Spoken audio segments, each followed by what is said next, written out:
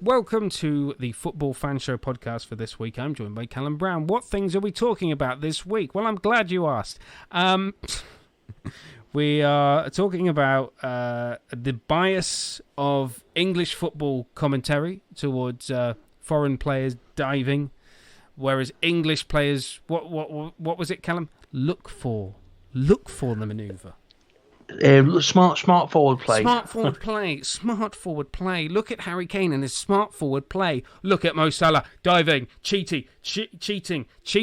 What a dirty player. But Harry Kane's a genius. Jamie Vardy's a genius for going down. This is Times Radio. Oh, goodness. Right. What else are we talking about? We got a Champions League. We'll talk about that. And Swindon Town and why Sol Campbell should never be a football manager. It's getting pretty hairy. It's a Football Fan Show podcast. Callum Brown is my guest. Say hello, Callum. I don't know why I was about to call you Hallam. Hallam Hope is my guest. Callum Brown's my guest. Say hello, Callum. Hello there. Let's get into it. To the big debate today. Are Manchester United being screwed over by the Premier League? This is all to do with Ole Gunnar Solskjaer's post-match comments regarding Manchester United's fixture congestion. I'm trying to find if not the video, I'm trying to find what he said verbatim. Solskjaer frustrated, says the Metro.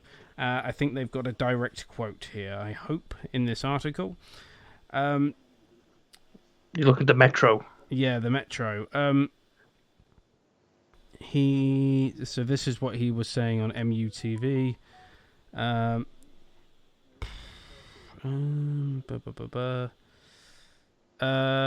But you know, so it doesn't actually quote what he said on BT, which was something along the lines of, "Why are we playing on a Saturday lunchtime when we played in Istanbul midweek? Why are Liverpool playing on Sunday? Why have they been afforded more time? Why have Manchester City and Liverpool playing later, and yet we have to play it on a lunchtime kickoff?" And he said it's a joke. He's ridiculous. Essentially, he's calling it. I don't know. I don't think it's as far as him going. Saying it's a fix, and they're trying to injure Manchester United players. But Luke Shaw didn't get through that game. Let's say that. But he's very, very unhappy. Here we go. The Liverpool Echo might have it. Every word of his rant. I say rant. Okay. All right. So here's what he said. Thank you, Liverpool Echo. Which is a weird one to quote for Manchester United news. So he said, they set up the boys to fail. We got Luke Shaw injured today because we went to Turkey. We've played loads of games already this season. We went to Turkey on Wednesday night. Thursday morning we are back in. We're playing Saturday lunchtime. It's an absolute shambles, and I cannot praise the boys enough for the character they've shown. We're getting into Brendan Rodgers territory there. That's all I want to talk about today, because those boys deserve better than being thrown out here to fail today. Well, they didn't. They won 3-1. But do you kind of... Obviously, fixture congestion is a problem in any regular season, but this isn't a regular season. This isn't a regular season because it's a COVID hit season. And I understand that even during regular seasons, all the fans, they just... All the managers always constantly nagging and moaning, complaining about fixture congestion and the amount of competitions and the amount of games having to be played. Does he have a point, Ollie, at this point? Does he have a point? Or is he? Is it sour grapes? No, I agree with what he's saying, because it's happened to us as well. It's happened. It's with, especially as you said, the COVID hit delayed season for those teams in European competitions. Thing is, it's already happened to us to Liverpool this season, where we've played on a Wednesday and then we've had to go in for a Saturday game. I get where he's coming from. I agree with it. They shouldn't have been playing the 12:30 kickoff on the Saturday. Yeah, Unfortunately, sorry to interrupt. Didn't you guys do that on the Merseyside derby? Didn't you have a midweek game before that one? yeah, it might have been, yeah, where Yeah. we played a midweek European match, and then we played Everton 12:30 kickoff. Yeah, trust me, I hear the manager I hear most complained about it is my own manager Jurgen Klopp, and he said I heard him loads of times saying about it. Unfortunately, if nothing much we can really do about it, that's just the way they schedule the matches.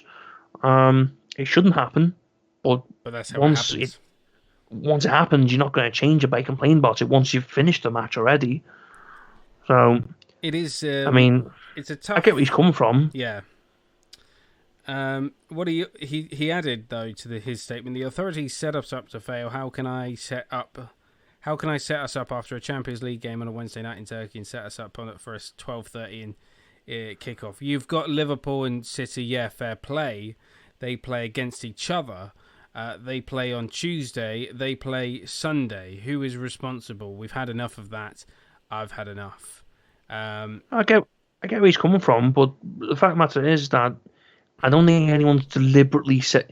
As much as I have my qualms with the FA and the footballing authorities, I don't think they're deliberately going. Yeah. They're not deliberately saying, "Okay, let's put Man United here so he can deliberately mess them up." They wouldn't do that. As much as I want to say, part of my mind would say yes, they would. I know for a fact they wouldn't.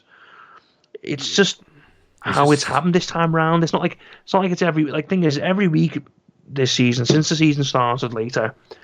Most of the teams in Europe have had to, especially the English clubs in Europe, have had to play 3 matches a week. So you've been playing, for weeks now. It was going to happen to them eventually, because it's happened to. Looking on the same games that Tottenham have played, and Arsenal, and Man United, and Chelsea, and Liverpool and City, for to play a lot of matches. If you want to talk about injuries, every team right now. I mean, I can only really talk about my own team. Look at the injuries we've got. Other teams got injuries as well. So you won the match. Just take it as it is. No point complaining about the fixture setup when you've already just won the match. In my opinion, you're complaining about it before the match if you want to. But I do get where he's come from. Yeah, I mean, I get it. It's not nice, but you just kind of got to deal with it, haven't you? It's part and parcel of the game. And, you're managing one of the biggest clubs in the world. People pay to watch Manchester United. People pay to watch Liverpool. People pay to watch Manchester City, Chelsea, and, people want to watch those games. So they've got to be on prime time slots, whether that's the lunchtime kickoff, whether that's the 5:30 kickoff on a Saturday night, whether that's the Super Sunday mid-afternoon kickoff, or whether it's the prime time Sunday evening spot, or heck, the Monday night football spot.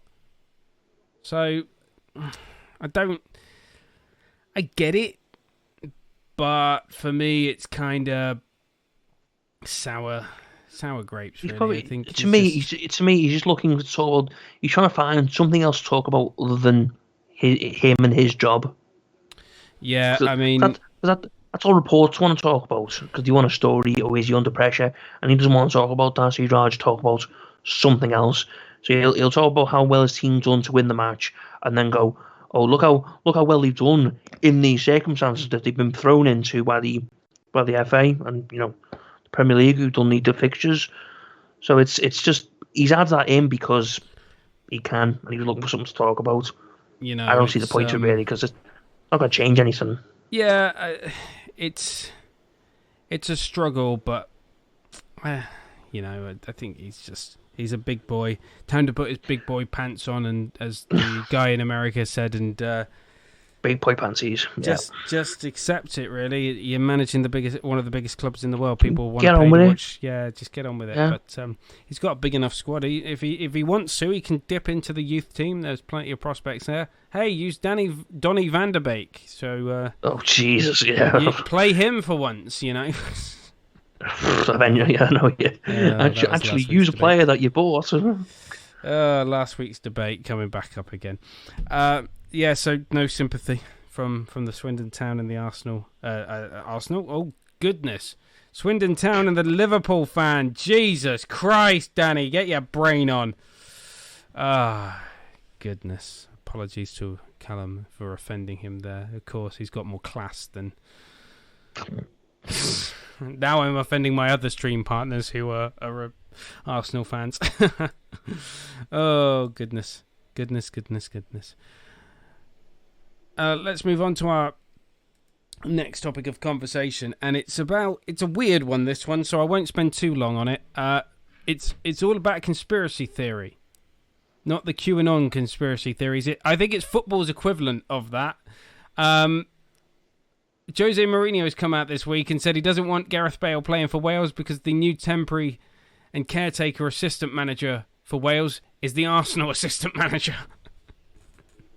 Right, okay. I think the where he's going with this is Paranoid. that he doesn't want Gareth to reveal anything of Tottenham's plans or anything like that to Arsenal. But, right, I mean, just to interrupt there, sorry, but go on. Why, if it's going to be with Wales, why? So basically, he's saying to Gareth Bale, don't talk to him about Tottenham. It's like, boss, I'm not going to talk about him. I'm with Wales. That is just paranoia at its best. So why would Gareth Bale go, oh yeah, I know you're the Arsenal, so you're associated with Arsenal. I'll just talk about your North London rivals there. I'll just reveal all our secrets to you. It's like, that's just a clear, if he's not worried about it, it's a clear lack of trust in your player. If you're Absolutely. saying to them, what happens with Wales has nothing to do with Jose Mourinho. He's going back to his typical old paranoid self, where he's miserable. Yeah, it's... He needs to get a grip. Yeah, he does need to get a grip, doesn't he? We're back! Way! What else has happened this week? The Champions League! The champions! You really love doing that, don't you? The champions? Yes, I really do like it. The champions! Yeah, I'm terrible at it. The Champions League happened this week. What have you made? Oh, of course, Istanbul Başakşehir. I don't know how to pronounce that team's name. I've heard so many different pronunciations of that team's name. Başakşehir, but Başakşehir. So, I've sworn again. I think you've got it as close as you're going to get it. I think I have. I think it's just Başakşehir. Başakşehir. Yeah, they were. We've had Champions League football midweek. Let's find out what's going on with the Champions League. Obviously, Manchester United playing midweek as well. It's 0-0 between West Ham and Fulham in the live Premier League game at the moment. Manchester United played Istanbul. They were away and lost by by 2-1 in that match. By the way, we're not living in Baghdad, downtown Baghdad. It is, people firing bonfires and fireworks and things like that. So it's not that. So let's look at the results from the latest group of fixtures. So Tuesday's games, the Danish team that I can never pronounce the name of, Midtjylland, Legoland, FC Legoland 1, Ajax 2. That's probably still racist, isn't it? Atalanta. By the way, Liverpool were bloody amazing. Mm-hmm. Atalanta 0, Liverpool 5. It just goes to show that if you constantly attack, there's always going to be a team that's better than you that's going to shoot 5 past you. Well, I find it kind of funny because I didn't actually watch that match. I was actually out for dinner for my sister's birthday for tea. And yeah, I'm sitting there going, matches I've watched this season, we've been terrible. And then when I don't watch it, we're great. So, see how that works out tomorrow. Oh, Well, so you're not going to watch the match tomorrow, so hopefully they'll win. No, I will be watching it. Not going to miss it. Manchester City 3, Olympiacos 0 in Group C. FC Porto 3, Marseille 0. That was AVB's old club, wasn't it? He's the Andre Villas-Boas's Marseille manager, and he's lost 3-0 to his old club. The shine has definitely gone from AVB's.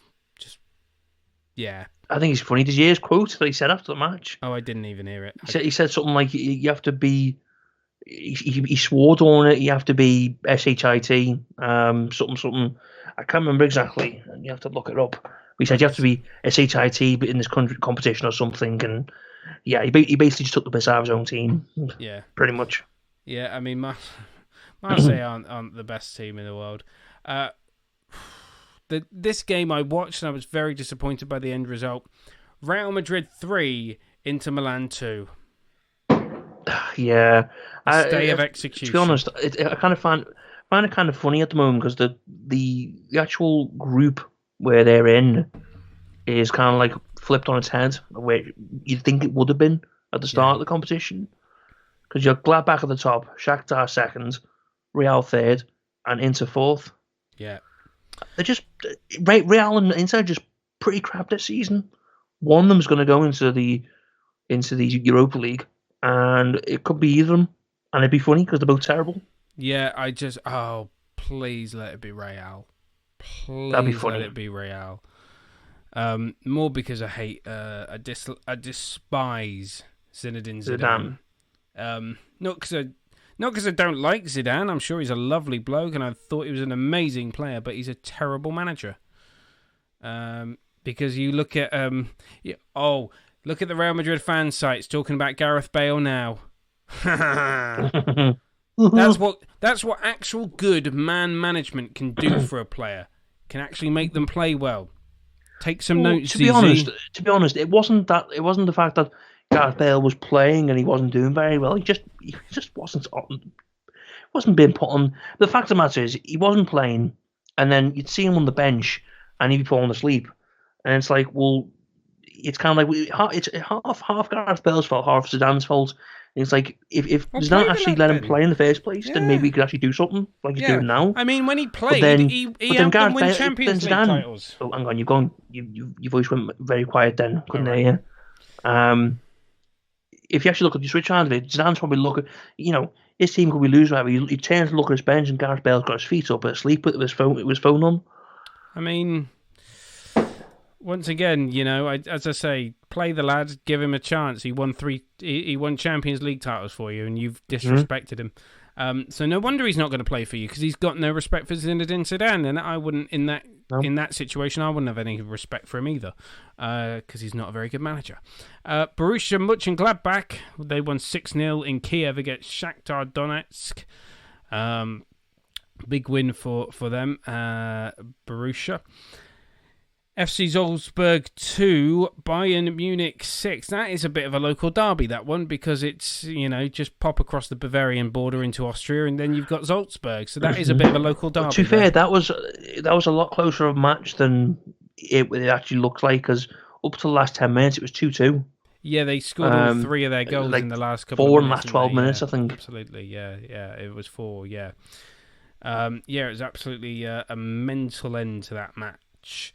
Lokomotiv Moscow 1, Atletico Madrid 1. A lot of people saying Atletico Madrid are their favourites for La Liga. I don't see it. No. I don't see it. No. Honestly, La Liga's open this year because no one has been outstanding. Barca have been terrible. Real Madrid have been unconvincing. There's a couple of teams you could say at this point could go for it. But Atletico haven't been convincing at all. Been terrible. I don't know why. I think it was the Athletic were pitching. Athletic Bilbao. The subscription sports news service at the Athletic pitching. The Athletic. Atletico. Talking the Liga still. Oh no, not Bilbao, not Athletic Bilbao. Not my favourites. I still think Real Madrid will sleepwalk to that title, and a clown could manage them. Luckily, they've already got one. One day I'll stop abusing Zinedine Zidane. When he goes and manages Stevenage Borough and gets them into the Premier League, then you'll earn my respect. Until then, keep stum and actually use the thing is, most players. big managers, I think you'd only respect them if they actually done well with a non-league side. Or just a mid-table club. Turn Burnley into a top 4 side. Do what dilly ding dilly dong. What's the guy's name? Claudio Ranieri. Do what Claudio Ranieri. Dilly ding dilly dong. That's what he said in one of his press conferences. It gets me into I'm surprised you remember that. Yeah, dilly ding dilly dong. Dilly ding dilly dong. I know I can't. Yeah. Do what Claudio Ranieri did with Leicester, and then we'll get talking. Although get a freak season where everyone else is terrible and they walk the league. Exactly. Although Claudio Ranieri won the title at Leicester, that was a title he deserved to win at Chelsea for his squad building there. RB Leipzig 2, PSG 1. PSG are they're having what I'm going to dub the Hotspur syndrome, because they're hot S word now. Honestly, right. That's just proven they didn't have Neymar, they didn't have Mbappe. They're nothing without them. Yeah, no. Everything. Even Cavani, if they had him, they would help him out. But no. Like, that's what I mean. Like, I don't understand why they let him go. It was. I don't understand. Yeah, it's yeah. Well, age. That's why. They decided not to play him. Like the goal scoring record he had for them, especially when Zlatan left. I don't understand why he couldn't have been as part of that front three. Except they play, Di Maria with them now, and you take Mbappe and Neymar out, and it's just toothless. Yeah, got crap defense, crap midfield. I mean, yeah, they're not getting through, are they? They're going into the Europa League, and that probably means I'm surprised by Leipzig doing well though. That is probably going to mean Mauricio Pochettino taking the job at PSG. That's what I reckon might happen. Oh, if that happens, I'd love to just see Man United fans' faces. Oh yeah, because they want Poch, but he's not going to Manchester. I wouldn't touch him with that club with the poison challenge. Did you see him on Monday night? I didn't watch any of it, but apparently he was very good on the Monday night. I did see a bit of him. He grew his hair out a little bit, but I think he did say when he gets a job, he will cut it short again. Yeah, he's got a bit of a rogue. Looks like a bit of a movie star. Yeah, bit of a rogue. Movie. I think he does actually. Yeah. And then you had Carragher opposite, looking more like Diego Simeone, which was excellent. A Scouse version of Diego Simeone. The Scouse Diego Simeone. That's what we're calling Carragher now. Funny. Oh, right. Istanbul Başakşehir 2, Manchester United 1. It's not a match involving Steven Gerrard slipping on his arse, but it does involve Demba Ba scoring. Demba Ba running through on goal, yeah. The biggest win in the history of the Başakşehir club, of course, founded in the early 1990s and then became Başakşehir in 2014, which is why their club badge says 2014, but they are pre that. But they're a relatively modern club, owned by, if you believe conspiracy, if you believe if you believe Galatasaray, Fenerbahce, and I can't remember what's the other one. Not Bursaspor, but so Fenerbahce, Galatasaray. Who's the other Istanbul club? Play in black and white. I cannot remember that for the love nor money. Galatasaray, Fenerbahce. But when I say it begins with B, I cannot remember it. It's really annoying me now. Something like Bursaspor or something. It's something like that. Galatasaray, Fenerbahce. Now we're both on it. Istanbul Football Clubs. Let's have a look at that. Because that's it. Besiktas. That's it. Besiktas. Galatasaray, Fenerbahce, Besiktas. There we go. If you believe the fans of those clubs, it's a government-owned club that's going to go bankrupt, and they wear orange because they all support President Erdogan. If you believe the board members of Besiktas, they like their original founder liked Dutch football, so he picked the orange based on the colour of Dutch football. But they have a club that has a 20,000 capacity stadium that they were used to playing in front of 4,000 or 5,000. That goes to show how much support they have. Not many, not much, but they're having quite a poor season in the Turkish Premier League this season. But they're used to not playing in front of very many fans, and even their players have come out and said we're not used to playing in front of many fans. So actually, this kind of lockdown, empty stadium works treat for us because we're not used to playing in front of many fans anyway. It's like that meme, isn't it? The more you know, with the rainbow. Exactly. Although, maybe we should send the Wheelstone Raider there. You got no fans. You got no fans. Like, you got the no players fans. The players go to them. We know. We know. We like it that way. You got no fans, right? Ferencvaros 1, Juventus 4 in Group G. Barcelona 2, Dynamo Kiev 1. An interesting article I read on the BBC Sport website is all about the Dynamo Kiev manager. The Kiev fans do not like the manager, but they're going to have to get used to him because he was massively successful with their country rivals Shakhtar, and he left Shakhtar to take over at Dynamo, and no one was happy about that. But, I mean, they're absolute balls of steel, them, aren't they? Yeah, the two biggest clubs in Ukraine, Dynamo and Shakhtar. Yeah. Elsewhere in Group F, it was Club Bruges 0, Borussia Dortmund 3, Zenit St. Petersburg 1, Lazio 1. So Group F is actually looking pretty tight between Lazio, Zenit, Borussia as well. So Bruges, yeah. Well, I did say to you when we made our predictions, those four teams are kind of quite equal, in my opinion. Yeah, but you would have thought Borussia Dortmund would have gone ahead because of their quality. Yeah, but, you would have, but they're not. So they're not. No, you're right. They're not. In Group E, it's Sevilla 3, FK Krasnodar 2, Chelsea 3, Rennes 0 in that match. So there aren't any Champions League games next week because it's an international break, which means we're having a break, and it means I can call my internet provider and tell them to get a beeping grip of themselves. Get a beeping grip of themselves. But when the Champions League does return, Krasnodar will face Sevilla in a 5:55 kickoff. Rennes will play Chelsea, also for some reason in a 5:55 kickoff. Don't know why. They're playing in France. They don't need to do that. Dortmund versus Bruges, Lazio versus Zenit, Kiev versus Barca, Juventus versus Ferencvaros.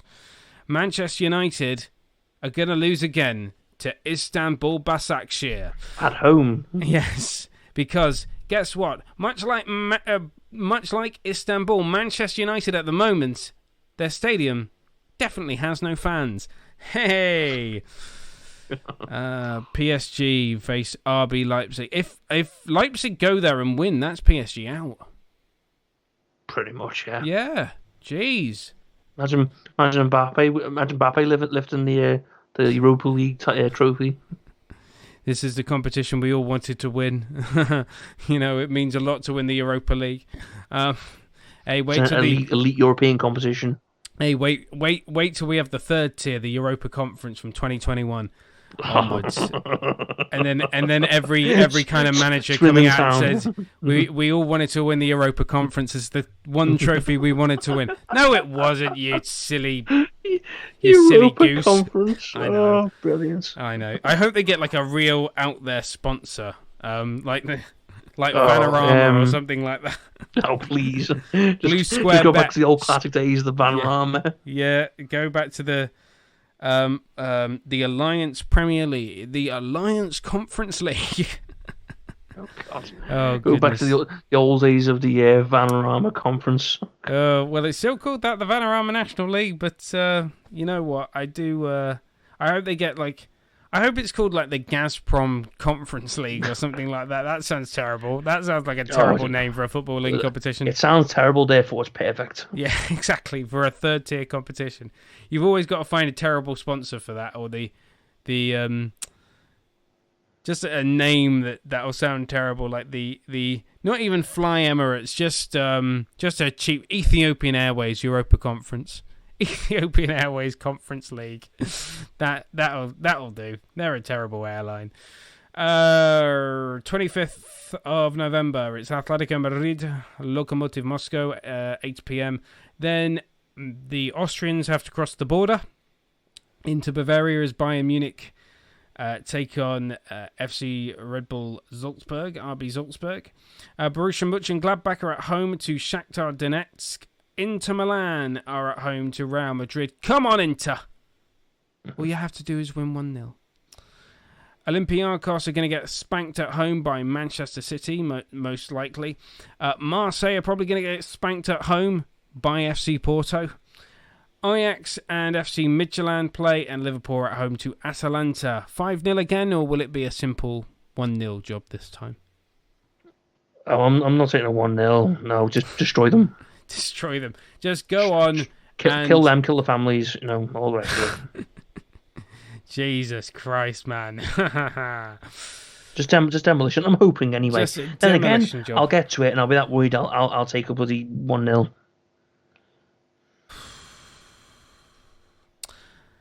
0-0 still. West Ham, Fulham.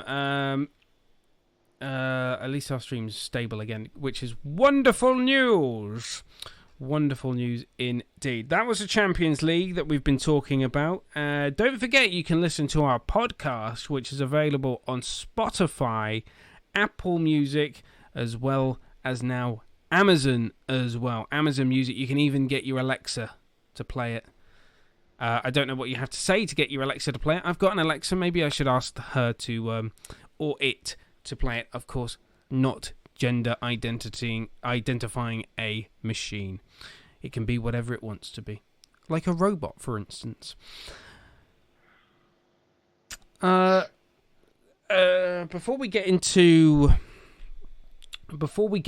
it, then let's the main talking point of tonight, which is where I'm going to let Callum take the lead on this one, because this is something that he pointed out to me that he's passionate about, and I think we should give a lot of airtime to. Before we get a look at before we talk about that, let's have a look for the first time ever at the sack race. Not the addition to like a sports day at school where you have got the egg and spoon race, and then you've got parents scrambling for mailbags as they jump round, weird game. So the sack race, which is a website, thesackrace.com, it's where I go for all the odds on who will be the first to be sacked or who will be the next manager there, because they bring all the odds together. They're reporting that Eddie Howe is linked with an interesting return to management, and that he could even be in for the Manchester United job if it comes up. I mean, he's also priced at 21-10 to become the next Crystal Palace boss, 9-2 to replace Steve Bruce at Newcastle United. That's not a bad job, but you just got to get rid of the owner. And the favourites for him at the moment, West Brom potentially, and even here's an off the ball weird choice, Celtic. Eddie Howe at Celtic. Yeah, I can see that. Neil Lennon under pressure, not playing. Yeah, not doing terrible. Well. Not playing good football. They're behind Steven Gerrard's Rangers. And if you watched the show last week, you know how much I despise Rangers. I'm a Hibs fan, so of course I'd rather Hibs and Hearts do better than Celtic and Rangers. But of the two clubs, I'd rather Hibs Celtic. and Hearts terrible. I'd rather just I'd rather Celtic win over Rangers, because family ties. Although I used to be a oh goodness, Oh, I've just seen something that I'm going to have to talk about Wow. to do with my favourite club, Swindon Town. But yeah, no, I used to be a Rangers fan as a child because my dad used to be a Celtic fan. So I used to scream in his face during Old Firm derbies when Rangers used to win. I used to just go run because I used to watch them in my own room. You just hear the stomping down the stairs, and then I just go, yes, yes, Celtic, Celtic suck. Well, take that, you Fedian. That's a way to, one way ticket to getting a punch from your dad. Hey. I once headbutted him in the nuts purely by accident. Yeah, by accident. Well, he came through the door, and I was a little knee high to a grasshopper, and I was running towards him like, Dad. Tripped over a little bit, and then just headbutted him in the nuts. But some people may say that was all under a guise of secretly wanting to just conveniently fall over and just go thunk right into Mum's your the word. Nuts. Mum's the word. Yeah.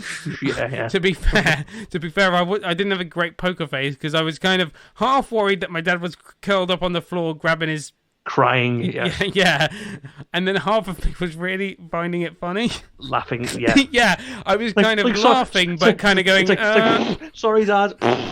Sorry, yeah, Dad. Exactly. Right, the news that I am disgusted by.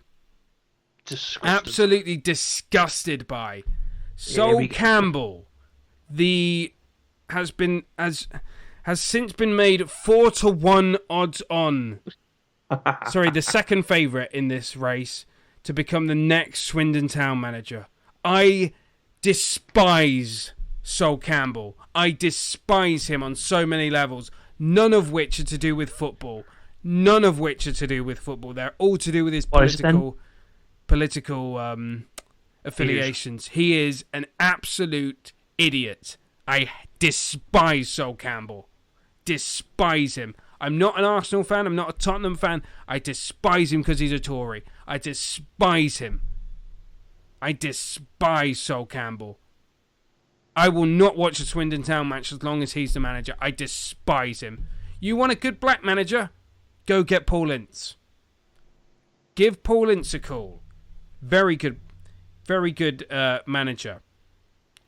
He's not in the running, but apparently, so the news is this week that Richie Wellens was Swindon Town manager, is now left to go manage Salford City, a club that he used to play for back in 2016.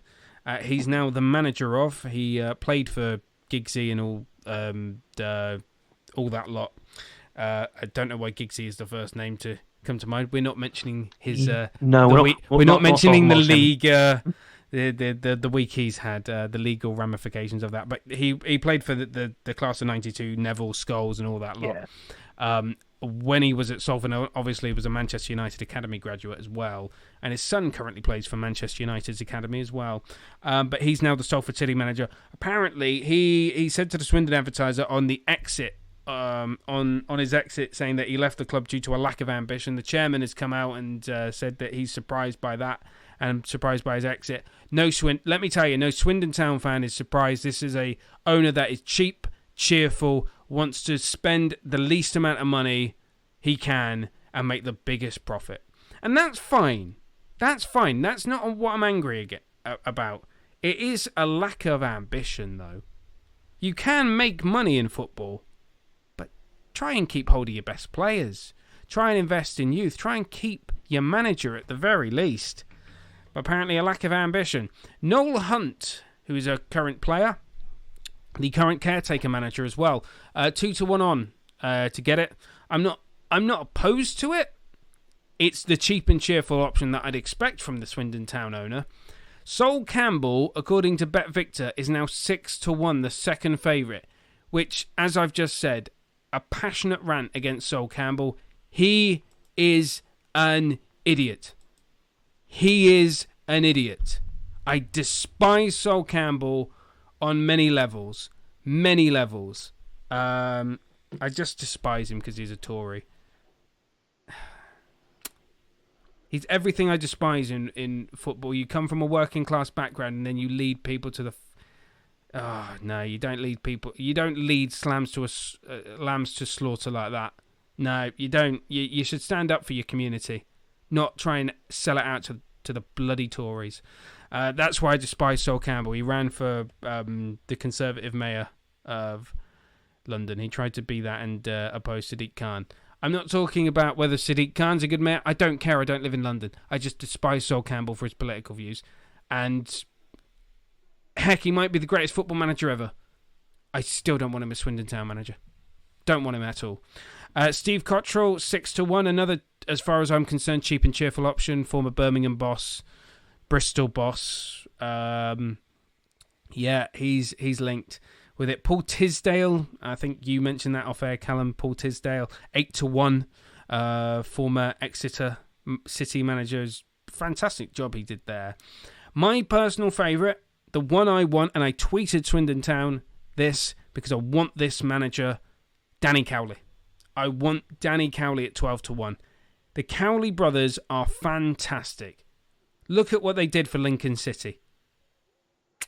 Arguably, they should still be at Huddersfield, but 12-1 on is Danny Cowley. Then Paul Heckinbotham, who, once again, no thanks. That's a bit of a cheap and cheerful option. The next cheap and cheerful option, and this would be a weird twist of fate, the ex-Salford City manager, Graham Alexander, at 12-1. He's just been sacked by Salford City, but apparently that makes him good enough for Swindon Town.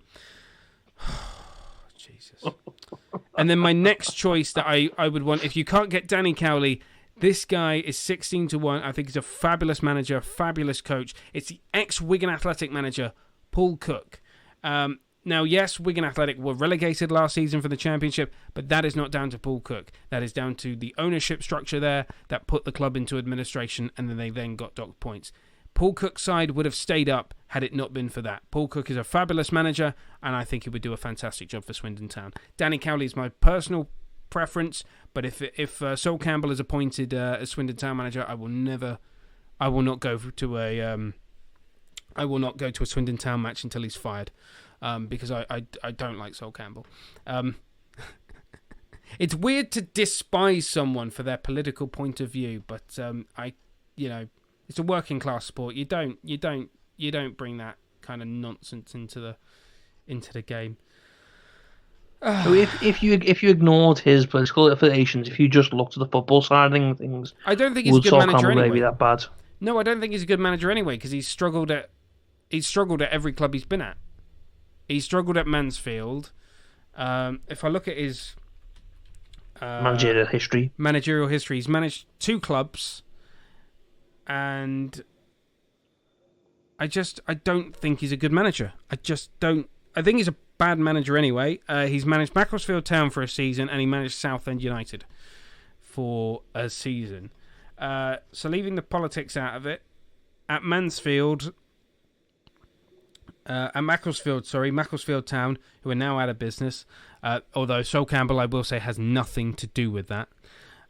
He took over in November of 2018, and under Campbell, the club finished 22nd in League Two, 2 points above the relegation zone in League Two, and he oversaw then 8 wins, 12 draws in his 30 games in charge, and then in August of 2019, he left the club by mutual consent. And Campbell backed the HMRC winding up petition, claiming he was owed £180,000. So if you didn't like this guy already, Macclesfield fans, he might just be a little bit responsible, allegedly, for your club winding up. I despise this man so much. And then he took over at Southend in 2019 in October. Then League One Southend, of course, they were relegated on that points per game basis. His first game in charge, which was a 3-1 home defeat to Ipswich Town. They won their second game to Accrington Stanley. However, financial constraints prevented Campbell from signing new players in the January 2020 window, and then the season ended early. At the time, Southend were second from bottom in League One. Following a decision not to restart the season, Southend were relegated and Campbell left the club. Right, that's the end of that. So let's have a look at since we're talking about the sack race, let's having a look at the first Premier League manager to leave. Ole, ole, ole, ole, ole, still the favourite. Is he? Yeah, still the favourite according to Betfred, BetVictor, Paddy Power and William Hill. I didn't even know you could get odds on this. 1-1 which is not an old mobile phone network, with Betfred and Paddy Power 2-1 with BetVictor, 9-4 William Hill. And then it's Slaven Bilic, 21-10 with Betfred, 6-4 with BetVictor, 21-10 Paddy Power, and 4-5 with William Hill. And then Scott Parker is next, then Sean Dyche, and then Chris Wilder. Understandable. And the person that, by the way, if you bet £1 and they get sacked and you get £100, 100-1 with William Hill to get sacked, Jurgen Klopp. 100-1, that's disgraceful. 100-1. That should be 1,000-1. It should be 5,000-1. It should be 5,000-1. It should be Leicester City. He's never going to get sacked. He's never. The only way Jurgen Klopp will ever leave this club is by bloody him choosing to leave. Yeah. If it was up to us and the owners of our club, he'd be here for the rest of his bloody life. Yeah, absolutely. And then Carlo Ancelotti comes as the second least favourite at 66 to 66 the fact that Pep is lower than the fact that Pep's even lower than Carlo Ancelotti. Pep's lower than a lot of people. Really? To get sacked? So you've got Jurgen Klopp as the least favourite to get sacked, then Carlo Ancelotti, then Mikel Arteta, then Jose Mourinho, Ralph Hasenhüttl. Who do you think is next, Callum? Do you reckon it's Pep? Frank Lampard. Nope. Want to have another guess? Who else? Might be the manager of Might be the manager. Nuno Espirito Santos. Yes, correct. Ding, ding, ding. Yeah. And then it's Pep. Jesus Christ. But Pep's just not. I mean, where's that come from? They just Manchester City fans just not like Pep anymore. Apparently, I guess people like me that don't think Pep is a very good manager in terms of he has never managed a mid-table team to any success or a smaller club to any success. It's always been the big teams.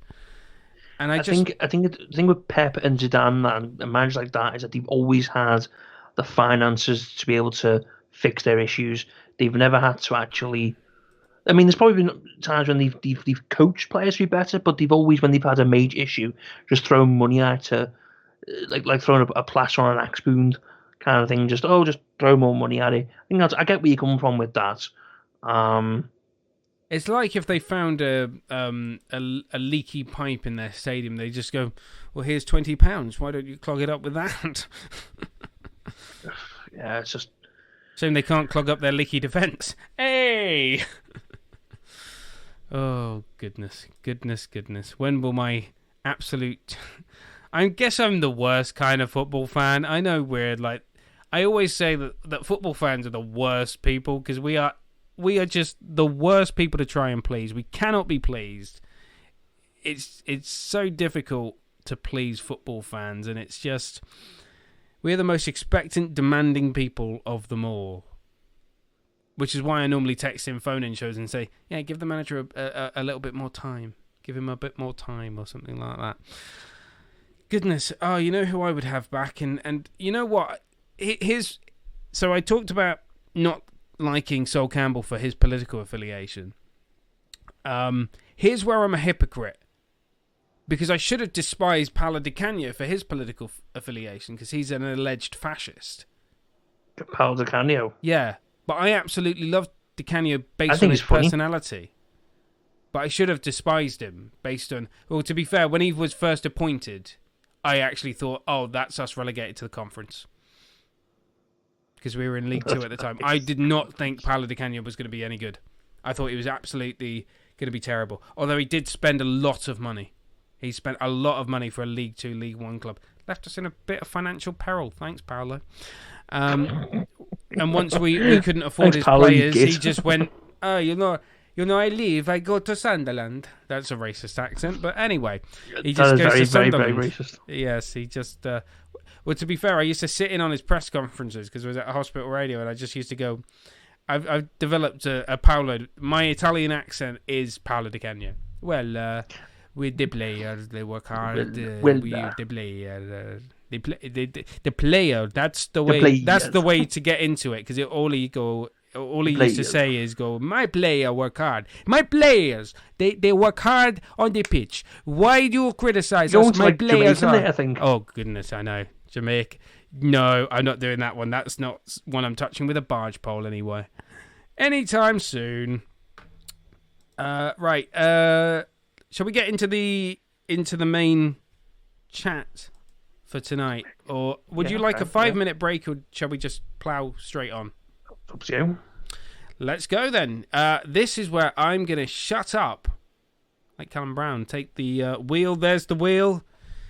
This is your debate. What would you like to point out? You've got something to point out to us that I hadn't really noticed, but now I've spent a week looking at it and kind of gone, one, you've got a point. I'm assuming I'm going to be the DA here and play devil's advocate, the dick advocate of this situation.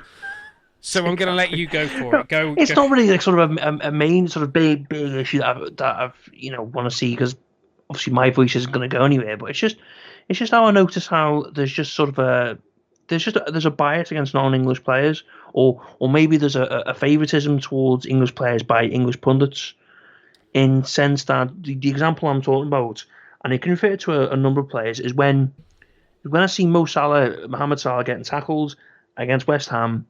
It's clear contact. He goes down, and then I see all Gary Lineker and all the players, Danny Murphy and that, all on Matchday saying, "Oh, it's cheating and it shouldn't be anywhere near the sport."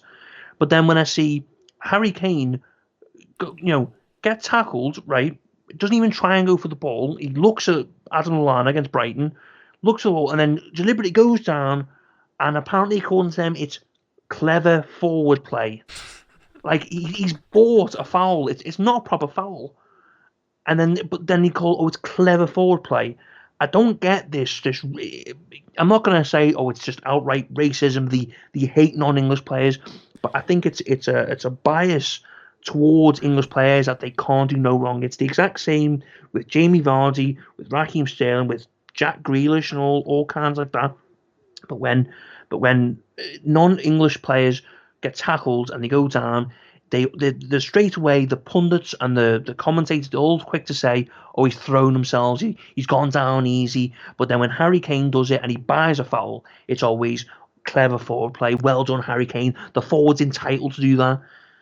And it riles me up, because there's enough problems already with refereeing and all that, but clear problems with punditry, because you got all these English pundits, former England players. Okay, maybe they haven't played for England, but English players who've played previously, who come on and they go, "Oh well, how great's Harry Kane for doing that? World class." And then when it comes to anyone else, like I said, my example, because I seen it, was Mohamed Salah, who plays for my club, is it's cheating.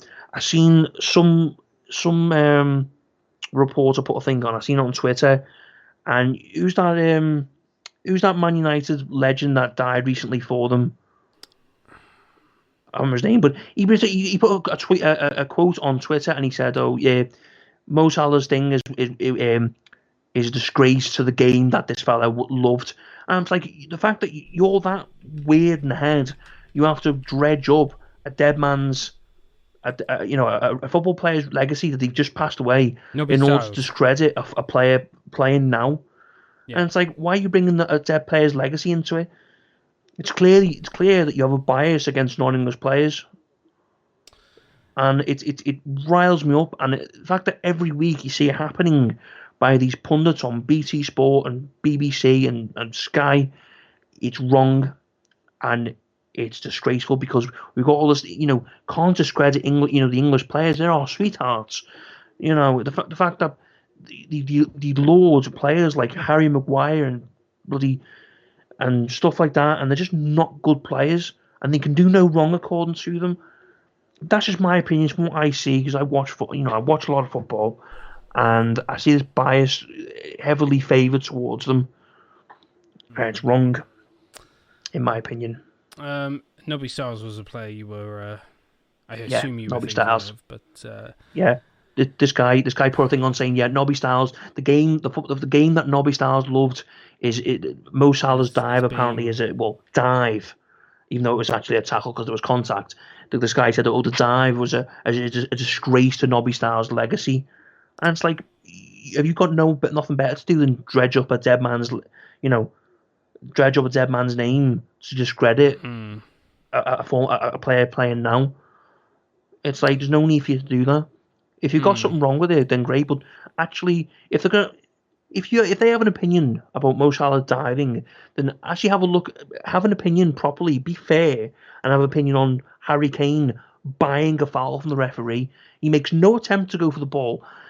Jose Mourinho, when he gets questioned about it, goes, "Why are you talking about this? Oh, Adam Lallana was reckless." No, thing is, Jose, he tries to go for the ball. He actually jumps to try and get the ball. Harry Kane, you can see him on the camera, doesn't even try and go for the ball, looks at Lallana and goes, here's my opportunity. I'll just back myself into him and then drop like a sack when I hit him and I buy a foul.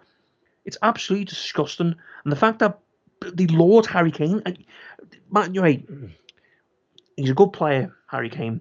For me, he's slow, but he can shoot. That's my only opinion of him. He's slow, but he can shoot. I don't think he's that good, right? But it's this clear, Harry Kane can do no wrong. He's absolutely perfect. Oh, it's clever forward play by Harry Kane. He's allowed to buy a foul from the referee. But then when Mo Salah actually gets tackled and goes down, it's diving and it shouldn't be anywhere near. Like this is for you see Danny Murphy and Guy Lineker, former England players on national TV, going, it's a disgrace. It's like there's clear contact. Harry Kane doesn't even try and go for the ball. Like it riles me up when you see that. And it's like no one calls them out on it because they're former England players as well, and you can't criticise them. It's sham. It's just absolute sham. Yeah. And it riles me up. Really does. Gets under my skin. I suppose to play the dick advocate of the argument. I know I thought about that earlier. I'm so ashamed of myself. Like that Solihull Moors joke I made last week. I'm just full of bad football puns and jokes. It's just terrible. I'm a disgrace. I know. You got to bat for the home team though, haven't you? You got to no. What do they call it? Accentuate the positives and I don't care that because we're from England ourselves, we can't fault England players. You're allowed to fault them. Harry Kane can go and shoot someone, and yet you'll still get people supporting him. Harry Maguire is a terrible defender, and yet he still gets picked and still plays for England. And the fact that Harry Kane is been chosen to be England captain is a disgrace. Really, I don't. Jordan Henderson was captain for them, and yeah, people say, I support Liverpool, therefore I'm going to pick a Liverpool player, but he's a much better captain. I don't know. I'm a fan of Kane as captain, but that's no, he's not a captain for me. He can't talk properly, and yes, I will insult him there directly. He can't talk properly. I don't hear him actually shout. I've seen a video that the Liverpool Twitter page, the official Liverpool Twitter page, earlier on put a video up, and it was the highlights of our Champions League match this week, and it was just you just hear Jordan Henderson shouting during the whole match. That's what a captain does. He leads by example. People say, you can lead by example by scoring goals. And it's like, no, defenders aren't going to score goals. How are you going to lead by example so they can try and pitch in? Can they? I just maybe I have a bias against Harry Kane. I just don't like how he's been lauded as this perfect player who can buy fouls and be applauded for it. Yeah. He buys fouls. It's not the first time either. That one I'm talking about was an obvious one where it was on. To be honest, it was contentious whether it was actually in the box or not. But VAR decided it was. But it's another tick on a list I've seen over the past. Not obviously I haven't seen everyone, but I'm not saying he does this deliberately all the time. But just another example of times where I've seen Harry Kane buy fouls, like the ball come into him, the defender foolishly tries to close him in too quick, and he buys the contact and drops, and he gets a foul every single time, and it's like, well, half of them shouldn't be fouls because he's not trying to actually do anything with the ball. He lets the ball run past him, and then throws himself into, pushes his hip or his side and his back into the opposition player, and it's like he makes no attempt to actually play the ball. That's what happens in this time that against Brighton. Adam Lallana jumps up to try and get the ball. Harry Kane does not. He turns, sees that Lallana's jumping, and goes, "Here's my opportunity. I know I'm not going to win the ball here because he's jumped before me." So I'm not going to actually make an attempt to jump the ball because I won't get it. And we'll lose possession of the ball. So I'll just edge him back into them, and as soon as I feel the contact, I'll drop. He's played the referee, and yet you get these pundits applauding him for it. He should be ashamed of himself, and the fact that he gets applauded and as this, it riles me up because I don't think he's that good personally. For me, he's been good this season, but he's not. I don't think that should be buying fouls from the referees are terrible. And when you get players playing on the incompetency of of English referees to buy fouls like that, it shouldn't be applauded. It should be admonished. And if I was the manager, or if I was a fan, or if I was anyone who could go and say something to Harry Kane, I'd say stop doing that because you're giving football a bad name because you're not playing. It's not sportsmanlike. It's not a sportsmanlike thing. People say, "Oh, he's buying a foul for his team. He's being sportsmanlike," but he's buying fouls. That is buying the fouls. No attempt to play the ball. It's not an actual foul at all. What's happened to the contact? Football's a contact sport. There's got to be a measure of contact. Otherwise, it's just going to be every time. It's going to be like rugby league. Get touched. Oh, drop. Put it down. Roll it between your legs. It's going to turn to rugby league where you can't get touched. And it's like, look, Adam Lallana has every right to go for that ball. Okay, you have Jose Mourinho saying he was reckless. If Harry Kane had jumped at the same time and Lallana had swung an arm or something, I'd hit him. I'd say that's reckless. But he makes no attempt to actually touch Harry Kane at all. Harry Kane just edges himself into it, buys foul, and drops. And it's disgusting. Maybe I'm wrong. Maybe I'm one of the. Maybe I'm on my own here. That's just my opinion on it. I'm not saying it's something that I have to raise in a court or whatever, go to a tribunal about it, but it's just something that riles me up. I just think it's wrong. Well, if I was an English pundit, I would say the foreign players brought it over to the game. It's that kind of diving that it's very common in Spain, Italy, and that's the common argument. As you're about to say, that's the common argument. That's what Graham Souness said, and he got ridiculed for saying that. Is that Latin Americans are it's very common over in Latin America to do that. It's when Eric Lamela got Martial sent off when Tottenham beat Man United 6-1. Yeah, because Sky had to apologise. That thing where it's a little touch and he drops to the floor. But when it's just a normal play, not a set piece or anything, when it's normal play, and a player gets tackled, and it's it's a really. I think if player makes an attempt at the ball but tackles the player, he's late and gets the ball, it's a foul, right? If Harry Kane had tried to go for the ball and he'd gone at the same time as Adam Lallana, and Lallana had ends up standing on his shoulder, getting leverage off his shoulders or pushing him over or anything, I'd say okay, foul. If Harry Kane had made an attempt to get the ball and Lallana had missed the header, because Lallana makes an attempt at the ball, Harry Kane doesn't. How can it be a foul? I can't argue with your points. But, it should have been a foul. I can't argue. I can't argue against that. I got to be honest. I will say that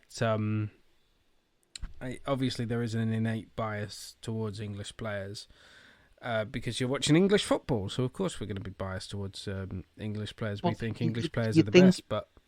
But you'd think over the last 20, 30 years since the start of the Premier League, the influx of foreign players, you'd think that there'd be some kind of, fairness in terms of judging player whether they go down or not. But recent years, somehow, because the punditry has got that bad, that it's Then I ask. Then let me pose this question to you, Callum. Who are the worst offenders in your opinion? So who are the worst offenders at doing this sort of thing? What, the players or pundits? No, the pundits. Who do you believe are the worst offenders? Let's not actually. You know what? Let's rephrase that question. Let's not say who the worst offenders are. Let's say who are the people that don't do it. Who are the people that, in your opinion, don't do this? Who are the better ones don't point these things out or call English players out for doing the same thing that maybe a probably any non-English pundits. So the likes of Evra, Yeah. Jim played Hasselbank. Yeah. Yeah. I'm just thinking of more. Roy Keane. Roy Keane, yeah. What about I don't know. Gary Neville seems to kind of call him out sometimes. Gary Neville. So does Carra as well. So when I raised this point to you, get what you're saying, Gary Neville. I like pundits I like listening to. Gary Neville, Roy Keane. My goodness, Carra never criticises players. But recently I heard him defend Martin Tyler, and that's unforgivable in my eyes. Because Martin Tyler is a Manchester United fan who hates us, and yet Jamie Carragher defended them.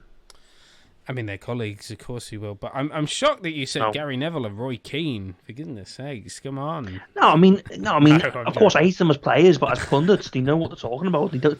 I mean, Roy Keane pulls no punches. Yeah. Gary Neville, he knows what he's. When I hear him talk, his footballing knowledge just comes out all the time. That's just my personal opinion. But Roy Keane's just funny because he just rips into them. I love hearing him talk about Man United. He's got no filter. Because he's got no filter. He just says what he wants to say. Yeah, absolutely. But, like Patrice Evra, like he's talking about Man United, so I don't really care about that. I don't like him as a player, but as a pundit, like he got emotional. He said he wants to cancel Sky contract because he cared about the club. I've never seen anyone else do that before. All you see for us are like, you probably know about it. I probably told you about when during BT Sport matches, for some reason whenever Liverpool on BT Sport, whether it's Premier League or whether it's Champions League, more often we always have bloody Steve McManaman. And yes, I can't stand I've noticed this. He can't stand us. He can't stand us. He's constantly, every time we play, no matter how well we're doing, he'll find some way to criticise us and he'll find some way to praise the opposition. I can't stand him. And he can't, he's got the whiniest Scouse accent in the world.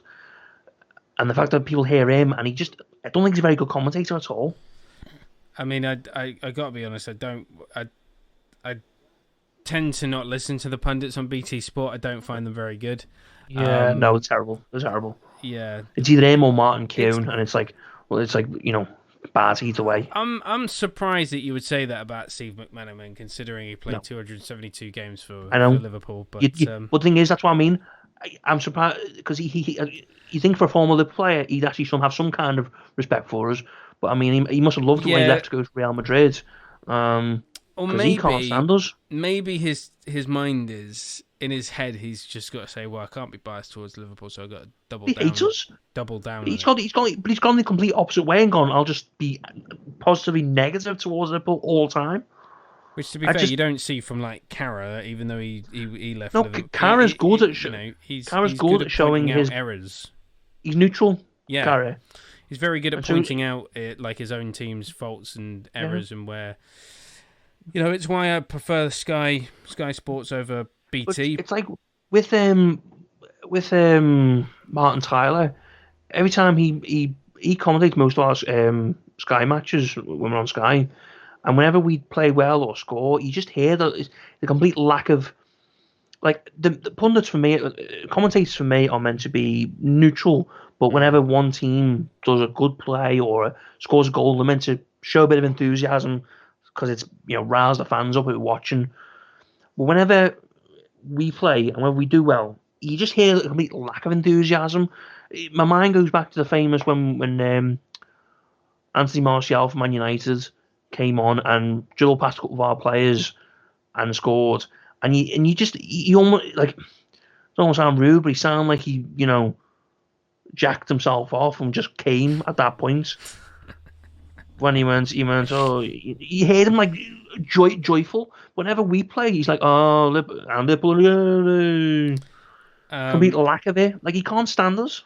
I can say that Martin Tyler, I can confirm, he is not a Manchester United fan. He is, in fact, a fan of Woking FC. Yeah, yeah. He is a non-league fan and a Woking But my fan. mind just goes back to that point where But whenever Man United play, he he seems to be more just enthusiastic than him. But whenever Liverpool play, the complete lack of it.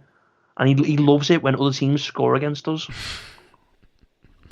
I don't Maybe know. that's just me. Maybe that's just me. No, I think there's a fair shout because when I just googled it, one of the first things that came up is Martin Tyler, a Manchester United supporter. So clearly people agree with you because they've some people think of it. They've googled it. You know, that's just me. Like, I don't think it's just you. It can't be just you if people are googling it, and it's one of the most frequent googled terms. It can't be, but. Also, I just don't think he's a very good commentator anyway. He just doesn't.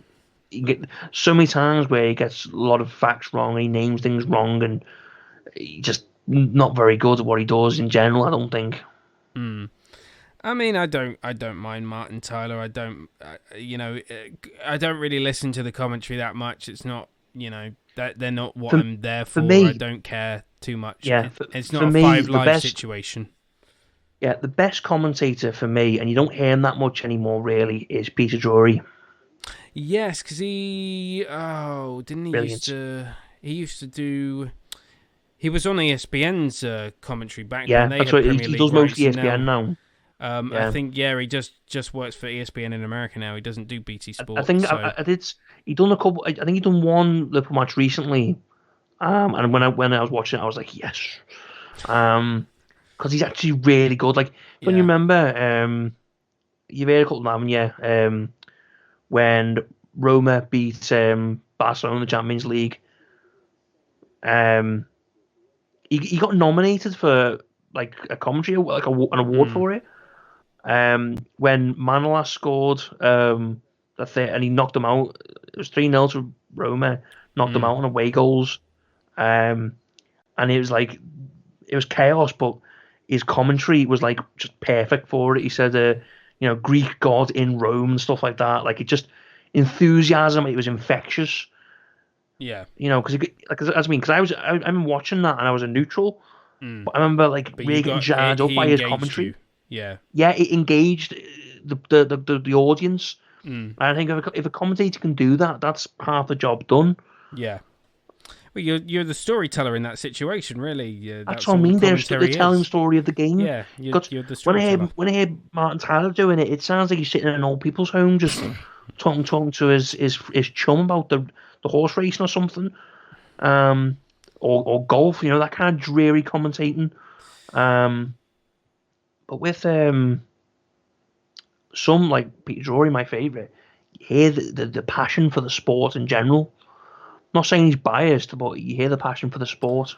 I think there are some commentators, and I've got a very good example of this, where they do a number of different sports, and then they just get roped into doing one thing. And the name that comes to mind is Crofty, David Crofty, who does Sky Sports Formula One commentary, and he used to do 5 Live F1 commentary.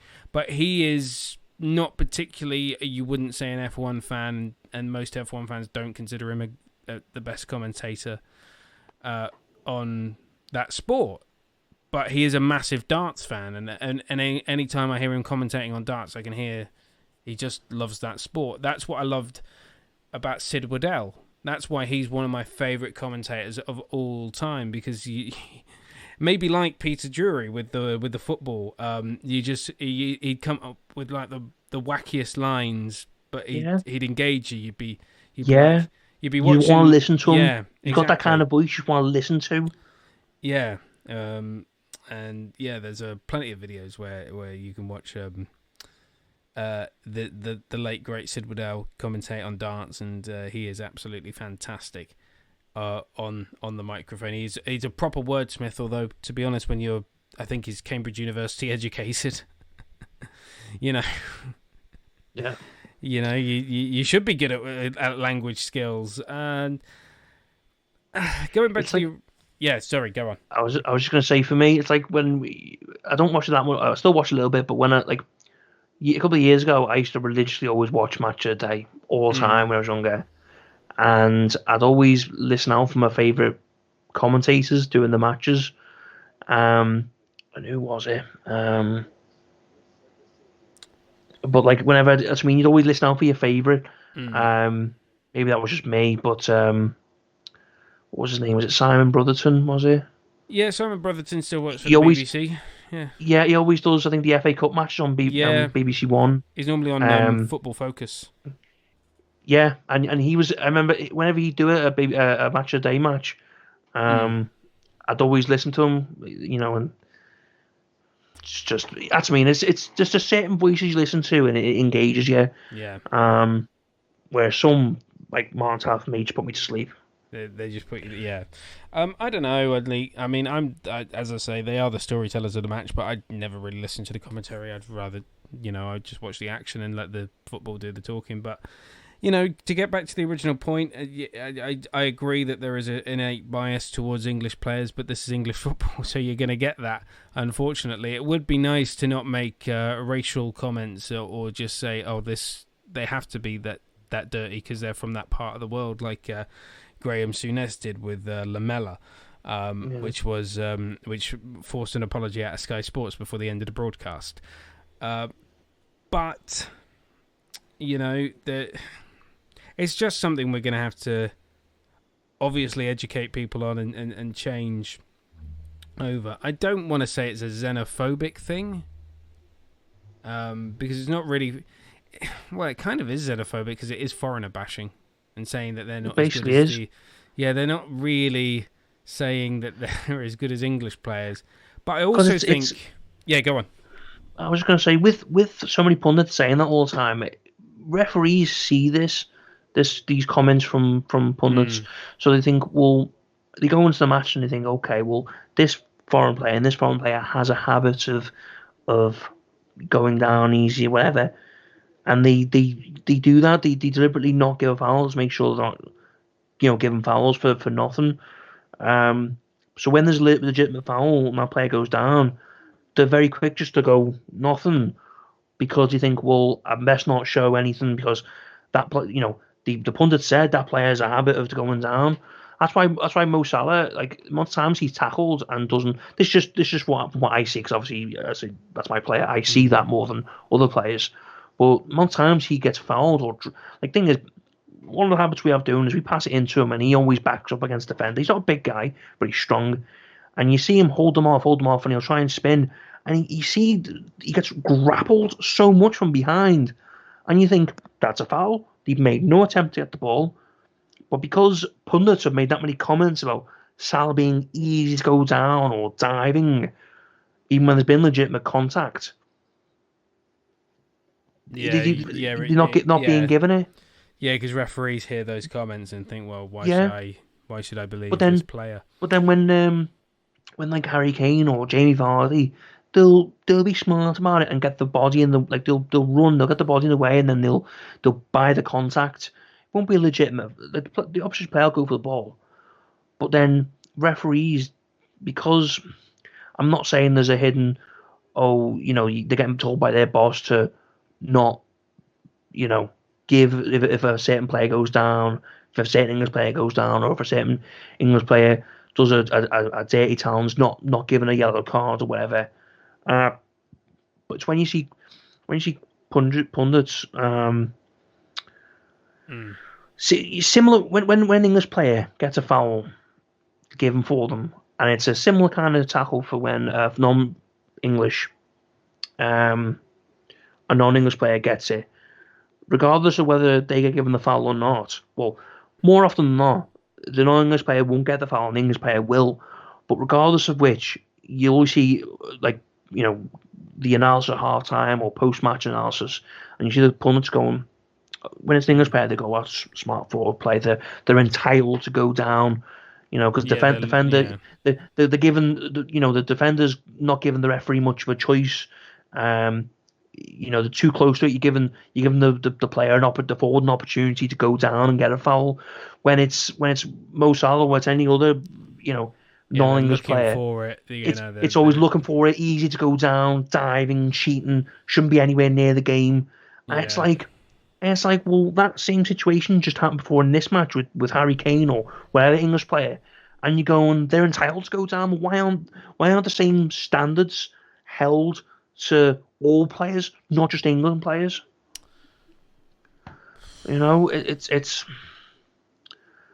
I'm not saying it's racist. I'm not saying it's xenophobic. I just think that they have a bias, or it's something there just hidden against the foreign players, or maybe it's just that because of having the slight bias towards English players, it therefore results in this, less than bias, this kind of slight slant against the foreign players as a result of that. Maybe that's just me, but I just want. I want the refereeing standards to be held equal for all players. If it's a foul, it's a genuine foul, regardless of what player it is. Then give them a foul. If it's a dive, if it's a genuine dive, like if they bought a foul for nothing, Yeah. regardless who it is, they should be booked for diving. I haven't seen that once this season. Players actually booked for diving. In my opinion, Harry Kane bought a foul. Okay, he may not have dived, so to say, but it was he shouldn't have. He's put himself in the situation to get fouled. He hasn't made a genuine attempt to get the ball. So, in my opinion, and maybe this is, people say it's me biased against Harry Kane, but he should have been booked for diving because he hasn't made an attempt to get the ball. I think it's an inherent problem within English media as well, newspapers, Yeah. articles. It's not. I mean, to be honest, I've seen articles. I'm not saying it's just English white players, but there's a bias against even English black players. Raheem Sterling's had articles against them by English press. I think it's a. I mean, I'm talking about, sorry, the football side of things. That the Yeah. outside of it, where you get the English, that kind of it. I don't want to go. That's a whole new kind of worms. That where Mm. it's you go into racial side there, where Yeah. it's double standards. But for me, it's on pitch standards where it riles me up because it's I'm not saying I'm a football expert, but it's something I can give a view on because I watch football. Mm. I'm not in a position. I'm not an expert where I can say, well, I can start giving legitimate facts and evidence against, you know, of English football outside of the actual football itself.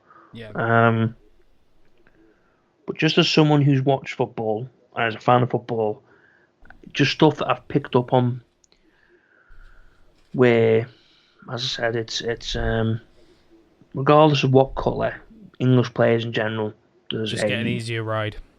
it's almost like they're protected. Well, I think they are. That's the thing. But That's what I mean. But they shouldn't be. when you go They're the over same.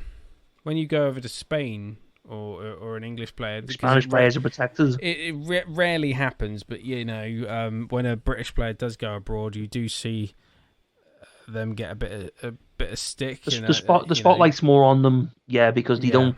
It's like what happened with Gareth Bale. Gareth Bale, Yeah. like they said, he didn't learn English. He didn't bother himself at all. Yeah, he didn't then. He didn't try and integrate himself with the culture. I think it's over here. Like, to be honest, you're gonna get it anywhere where there's gonna be, a thing against non-English players in England. There's just gonna be that. But it's in recent years, it's just become more and more just blatant and not Yeah. hidden. I mean, You're getting yeah, go on. I mean, you're getting commentators and pundits and reports just making statements about players diving, but then an English player being smart about it. Oh, it's great forward play to buy a foul when it clearly wasn't. I think it's just a part of the game. We got to accept it, but I think when it comes to, But if you, I think I think you should either take the pundit should either take one lane or the other and just stick to it. Either criticize it and condone it wholeheartedly for everybody, or just say it's amazing forward play and you're looking any for player, the foul just to everybody. So the next time if Mo Salah does it again, instead of one pundit can say that, we don't want to see that in this game, but then if they then say about Harry Kane that he's it's wonderful, he's looked for it, he's just waited, his times has run perfectly, and he's just got it, he's just clipped him, and it's he goes down and gets a penalty, and it's great for his team. But it's not great for it's not great for it's not great for Liverpool when Mo Salah do it. It's no, that's cheap. That's a cheap way of getting a goal, from a penalty or a free kick or something. I know exactly what you mean because I've heard it, and I've never really thought much about it until you pointed it out to me, and I'm just now I'm more aware now. You know what? It's like a window shattering in the background of my mind for me, because now when I hear it, I'm gonna hear it. Whereas in the past, I could just ignore it. I just think it shouldn't be a thing we should have to talk about just alongside VAR and referees. Football analysis should be about the football. That's it. Too many times now, a pundit's always talking about either referee decisions, VAR, or certain players and judging their actions, one player to another. It should just be about the football. Every player equal. Because they're all just, first and foremost, nationality and ethnicity, whoever should go out of it. First and foremost, they are football players, so it should all be viewed as a football player of equal value. Now, I know, obviously, in terms of transfer value, you'll say, one's higher than another because they're better players, or whatever. But as people, one football player isn't different than another. Yeah. I mean, just because of the colour of the skin or where they're from. So therefore, pundits, when they're talking about their footballing ability or footballing decisions during matches, shouldn't be judged one player. If same situation happens where there's a tackle in the box, and say an English player gets tackled, goes down, and a non-English player goes down and gets tackled, there should just be either the same. It should be the same comments either. It's great forward play. He's managed to get just ahead of the defender. Or it should be that soft. He's bought the foul, and he's looked for it. He hasn't actually tried to actually do anything with the ball there. It should be the same, regardless if it's English player or not. Not it's great forward play from one guy, and then it's diving, and it should be discussing himself for another player. Maybe that's just me, but yeah, it just once again brings out a point of failing standards, poor standards from. We've already got the worst referees in the world. Now we're getting the worst pundits in the world because they bring in their own personal bias into it. Like, I get it if a former player of a certain club wants to talk about their club and they'll be favourable in terms of them. I get that because they want to talk favourable about their former club, but I don't want a former Liverpool player coming out and bashing Man United for safety because they can't stand them. Just the same way as I don't want when I see Guy Neville, I see him on Twitter having his banter with Jamie Carragher, but when he's on to just bashing Liverpool for no reason other than he can't stand us, it's like, come on now, be neutral. I know you don't like us from your playing days, but you're pundit now. Things change. Maybe I'm wrong in thinking that. Maybe I don't think you're wrong at all. I think you've got I think it was a tremendous point, well made. Yeah, and that's my opinion on it. It's tremendous. I didn't play much of devil's advocate, but then it's hard to do that because I agree with everything you said, and I'm probably going to notice it a lot more, and you'll probably notice it a lot more if you're watching the stream or you're watching a YouTube video with this particular clip. Because I'll just notice it a bit more now. Yeah, it's like, are you going to be watching the Man City Liverpool match tomorrow? Are you going to watch any part of it? I probably will watch it. So just keep an eye on players like Raheem Sterling and any of our front three. And just notice if Raheem Sterling gets tackled in the box compared to any like Mane or Salah gets tackled in the box, and just listen to the commentators' comments on it, and then the pundits at half time and full time, and just listen to how they change what they say slightly. Because I notice it all the time. And I'm not saying that because I don't like Raheem Sterling. I'm just saying that because he's an England player and they're going to protect him. It'll be worth keeping an eye on. West Ham 0, Fulham 0 in the London derby. It seems like it was worth that £14.95. Yeah. Looks I was like just it's seeing very that. I was worth just it. looking at that, and it was still 0-0. I was going to say to you before the match, like, this has got 0-0 written all over it. Yeah. Excellent prediction. Hey, Scott Parker, will be thinking that's a great point, end. Goodness. Yeah, Scott Parker will. Oh, by the way, we should mention this. The world is ending. Effing run away. The end is nigh. Fulham won against West Bromwich Albion. Jeez, I thought they wouldn't win a match. Did Derby 08 have a win by this point? They had already won. Yes, they had already won. They So beat they're Newcastle at this point. about equaling that, are they? No, they're actually doing a lot worse. But right, they're actually doing a lot worse. Although the season started a lot later, so yeah. you know, you could argue either way. Right, let's take a look at the Premier League action then tomorrow. West Brom. I'm just gonna load it on the Premier League app because it will tell me what channel it's on. Well, I've just seen Tottenham West Brom. The early kickoff is the pay-per-view as well. It's the hot pay-per-view action. The hot man-on-man pay-per-view action. Buy it whilst it lasts because it won't be here during the following match day weekend because it's been scrapped. What a sensible decision. One day, football will actually make sense. Still 0-0 for West Ham and Fulham. I'll keep an eye on that one and I'll update you when it's finished. The hot Premier League man-on-man action for today. Tomorrow's fixtures are like this. It's going to be the 8th of November. West Brom versus Spurs in your hot Premier League action at 12 o'clock. Leicester City versus Wolves in a West Midlands versus Central Midlands derby.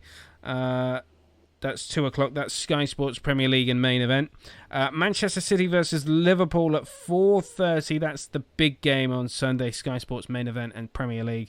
And then the hot Sunday night Premier League action is Arsenal versus Aston Villa. I saw a study that has disproportionately said that West Brom and West Brom and Villa fans have had to pay the most amount of money to watch their team in this pay-per-view era. It's an absolute disgrace. It's an absolute disgrace if you support those clubs. Absolute disgrace. So with that being scrapped, all the games are coming to a screen near you. Well, we don't know. We don't know what the deal is. It's going to be scrapped. Whether that means BBC Sport and Amazon Prime are back in play to broadcast matches, we don't know at this point. Whether it'll just be BT and Sky Sports broadcasting a match. I'd like to see some on BBC Sport. I would like to see some free-to-air matches. I'd love Amazon Prime to get some as well. That would be very nice indeed. But we don't know what's happening, and as soon as we do know, we'll talk about it. But before we go, because we've got 10 minutes to go, we will do the league tables in a moment. I got to get your quick opinion, Callum, on the England squad, because it is an international break, which means we're not here next weekend, because we don't cover the international break. Because we also need a break.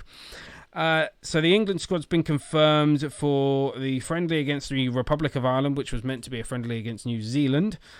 Belgium and Iceland. The Republic of Ireland match is going to be on ITV, and then the Belgium-Iceland matches are UEFA Nations League matches, so they're on Sky Sports. So the England team is Tammy Abrahams of Chelsea, Trent Alexander-Arnold of Liverpool, Dominic Calvert-Lewin of Everton, Ben Chilwell, Chelsea, Connor Cody, Wolverhampton Wanderers, Eric Dyer, Tottenham, Phil Foden gets picked ahead of Mason Greenwood, Manchester City, Joe Gomez for Liverpool, Jack Grealish, Aston Villa. Will he actually start? Please play him, Gareth Southgate.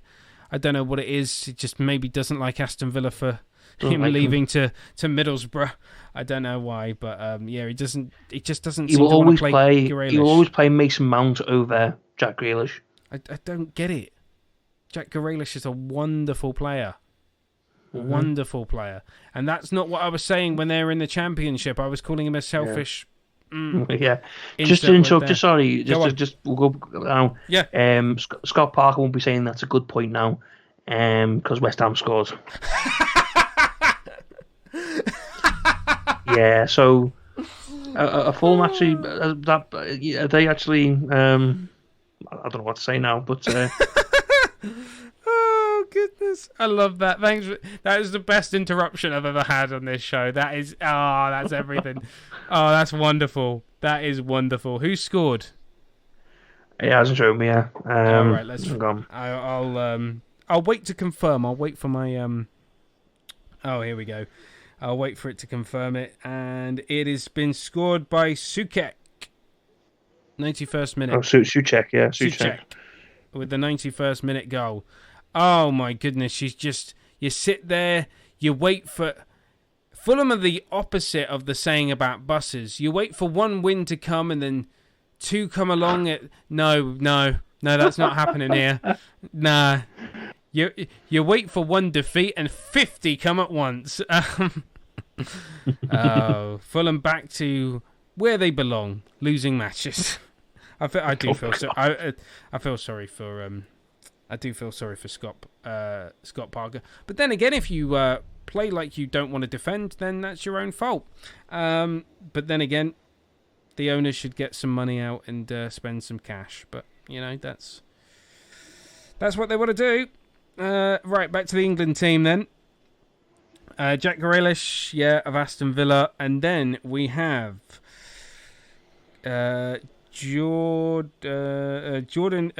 Dean Henderson of Manchester United, and then we have Jordan Henderson of Liverpool. Reece James of Chelsea, Harry Kane, Tottenham. By the way, I never got to say this when you were talking about Harry Kane. You were despicable.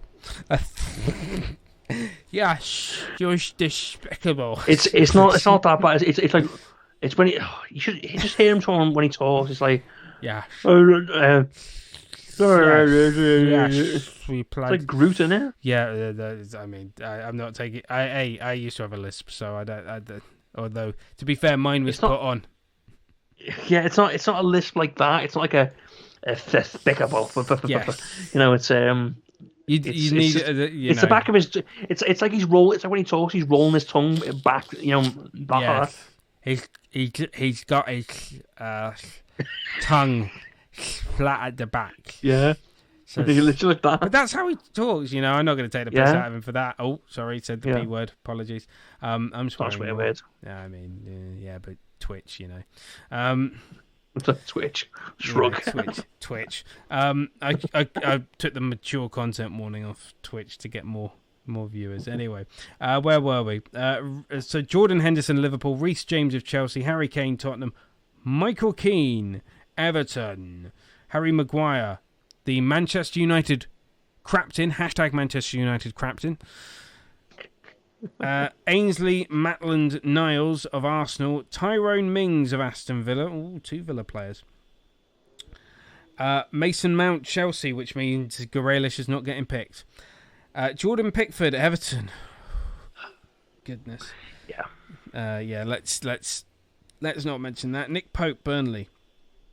Marcus Rashford, MBE, Manchester United. Declan Rice, West Ham. Bukayo Saka of Arsenal. Jadon Sancho of Borussia Dortmund. Raheem Sterling, Man City. Kieran Trippier of Atletico Madrid. I was very surprised by that. Kyle Walker, Manchester City. James Ward-Prowse, Southampton. And Harry Winks, Tottenham Hotspur. Decent squad. I wonder how he's going to play in those 3 matches. Let's establish one thing right now. Jack Grealish isn't playing in any of those matches. No. And then we're all going to go, why aren't you playing Jack Grealish? Well, I seen someone put a thing on it saying why does he keep choosing Gareth keep choosing Tammy Abraham against ahead of Callum Wilson? Callum Wilson scored loads more goals than Tammy Abraham. It's because Gareth's got his favourites. Yeah, every manager does. He's always going to pick. Yeah, he's always going to pick Mason Mount for a start, Jordan Pickford. And when he said, "Oh, Jordan Pickford," when he was asked about it in his press conference, it was like, "Oh yeah, the other 2 guys have provided great competition." It's like, It's like, Gareth, do you even know what you're talking about? I mean, hey, controversial opinion. Maybe recall Joe Hart after the week he had. Hey, I'd take him. In which he was heard shouting, "Get the effing ball back, you!" In the Europa League match on Thursday night. He's having quite the revival at Tottenham. Thank you very much for watching. I've been Danny Harrington. I've been joined by Callum Brown. We're not here next week. Make sure to like, share, and subscribe. We'll be back in a fortnight. Enjoy the Nations League. Enjoy the England matches. Enjoy your week. And we'll see you in a fortnight. Bye.